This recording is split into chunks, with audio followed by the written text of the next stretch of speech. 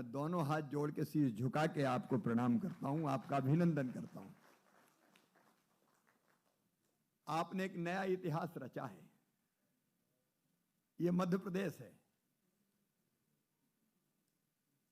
और किसान हमारे लिए सर्वोपरि है। मिलजुल के हम काम करेंगे।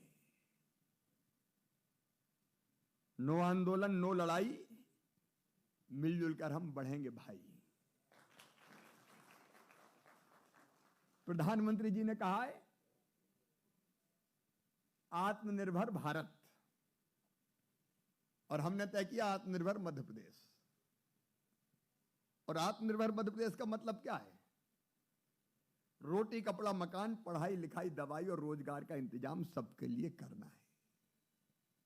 किसी की आंखों में आंसू ना रहे, हर चेहरे पर मुस्कुराहट आए। और इसलिए किसानों की आय तो दुगनी करनी ही है। मामा कसर नहीं छोड़ने वाला उसमें। अभी हमने हिसाब लगाया,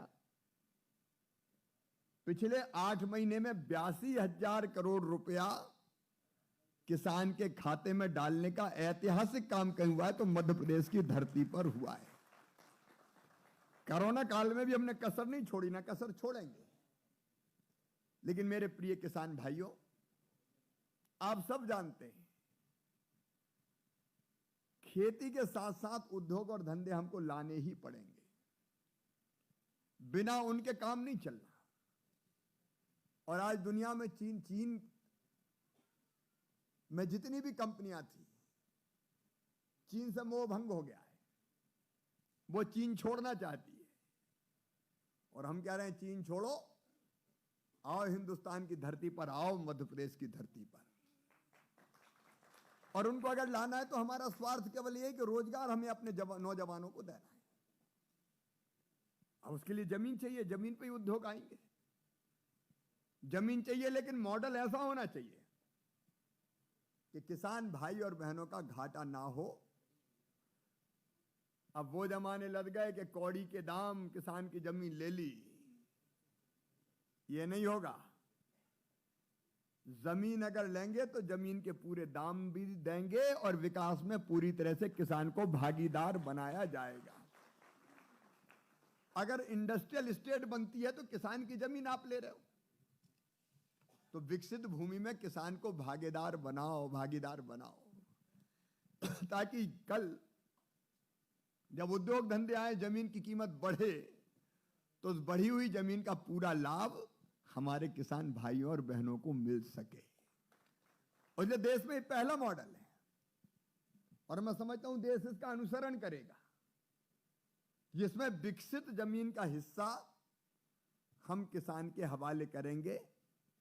20% तो कलेक्टर रेट का दुगना मिल ही जाएगा, लेकिन विकसित जमीन का एक भाग किसानों को मिलेगा। और उद्योग आएंगे तो आप जानते हैं जमीन की कीमतें कैसे बढ़ती है, दिन दूनी और रात चौगनी बढ़ेगी।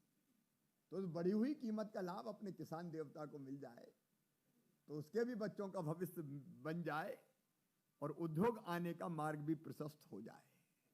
आज ये संकल्प पूरा हो रहा है। मैं आपको 121 किसानों को प्रणाम करता हूं। आपने नई राह दिखाई है सत्य प्रदेश को, देश को, कि आपको भी पूरे दाम मिले, बढ़ी कीमतों का लाभ भी मिले और उद्योग धंधा आने का रास्ता भी साफ हो जाए। कई साल तक लड़ाई चलती रहती है, भूमि अधिग्रहण, इतना दो, कोर्ट कचहरी। अब काहे की कोर्ट कचहरी? मामा तो मुख्यमंत्री, काहे की चिंता पिंता करना? मिलेंगे, बात करेंगे, रास्ता निकालेंगे। और इसलिए लैंड पूलिंग की है जो पॉलिसी, अब अभी जोशी जी ने बताया, हमारे अधिकारियों का भी जो योगदान रहा समझाने बुझाने में, मैं उनको भी बधाई देता हूं। किसान हित चिंतक समिति और आप सबको बधाई देता हूं। अब यहां नए उद्योग धंधे आएंगे, हमारे बच्चों को भी रोजगार मिलेगा, हमारी जमीन की कीमत भी बढ़ेगी, उसके दामों का लाभ भी हमको मिलेगा और मध्य प्रदेश आगे बढ़ेगा। एक नया मॉडल, मध्य प्रदेश का मॉडल, यह पूरे देश को दिशा दिखाएगा। इसके लिए मैं आपका अभिनंदन करता हूं और फिर मैं आपको वचन देता हूं, प्रधानमंत्री मोदी जी भी ये चाहते, तीनों कानून भी किसानों के लिए अगर बने तो केवल किसानों के हित में बने, किसानों के हित में, किसानों की भलाई के लिए बने। और अब तो हम जो एयर कार्गो हब बना है, उसमें फल फूल और सब्जी भी आप दुनिया के दूसरे देशों में एक्सपोर्ट कर पाएंगे।